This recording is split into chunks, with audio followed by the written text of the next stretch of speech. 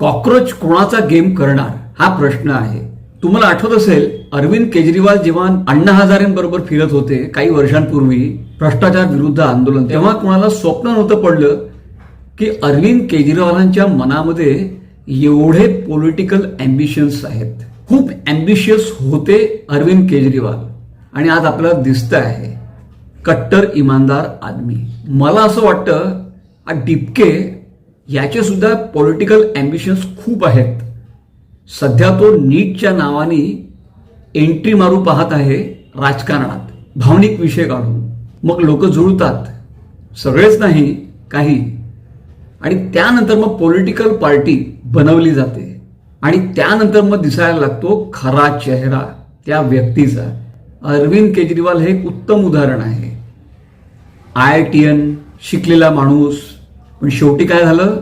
शीश महल, अहंकार. हे नंतर होतं, पहिले खूप चांगलं असतं, नंतर अहंकार येतो आणि मग खरे रंग दिसू लागतात. आता मला असं वाटतं हा डिपके सुद्धा कॉक्रोच पार्टीच्या नावाने राजकारणात लवकरच पदार्पण करणार आहे. या आंदोलनानंतर प्रश्न हा आहे की कॉक्रोच कोणाचा गेम करणार, करेल की नाही, आणि केला तर कोणाचा करेल हा प्रश्न आहे. यावर मी हा व्हिडिओ बनवलेला आहे, माझं अनालिसिस आहे. तुम्ही पाहत असाल कॉक्रोच जनता पार्टीचे जे व्हिडिओज येत आहेत वेगळ्या वेगळ्या मीडियावरती, त्यातले कॉमेंट्स पहा तुम्ही. ते कॉमेंट्स कोण करतं? तुम्हाला हे दिसेल ते कॉमेंट्स करणारे मुख्यतः बीजेपी विरोधी वोटर्सच आहेत. जसे की मुसलमान आहेत, दलित आहेत. हे मुख्यतः बीजेपी विरोधी आहेत. हे बीजेपीला वोट करत नाहीत.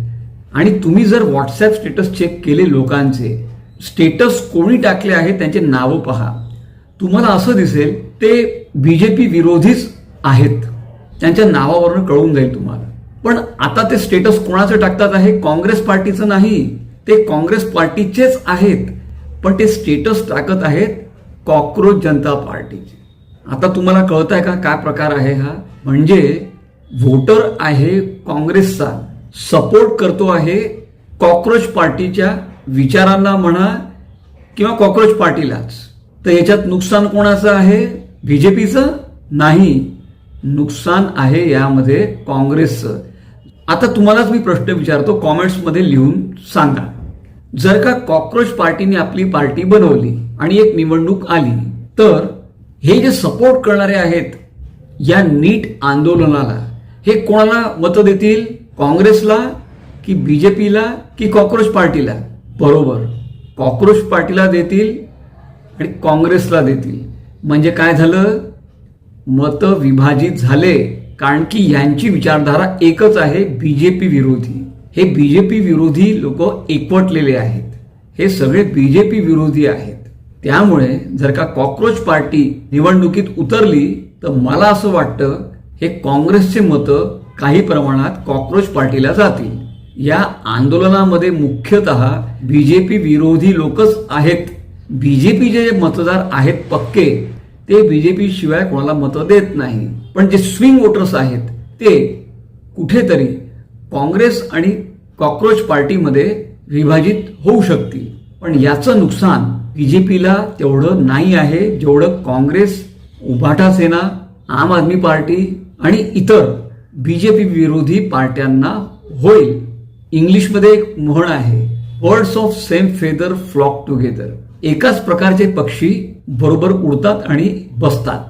त्यामुळे तुम्ही पाहिलं असेल या आंदोलनामध्ये उभाटा सेनेवाले आले, आम आदमी पार्टीवाले आले, काँग्रेसवाले आले.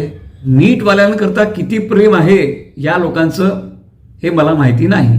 पण 2004 ते 2014 हा जो काळ होता, हा बीजेपीचा काळ नव्हता.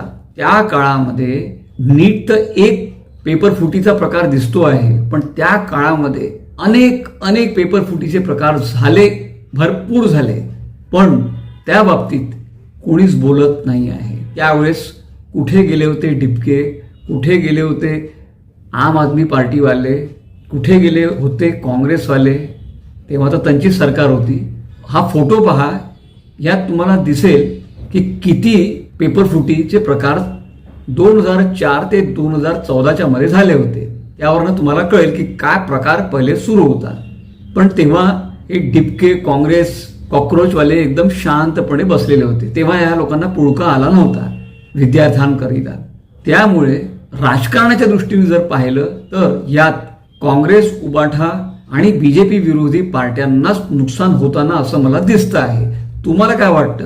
तुमचा अभिप्राय कळवा. विषय आवडला तर चॅनलला सबस्क्राईब करा, शेअर करा. धन्यवाद.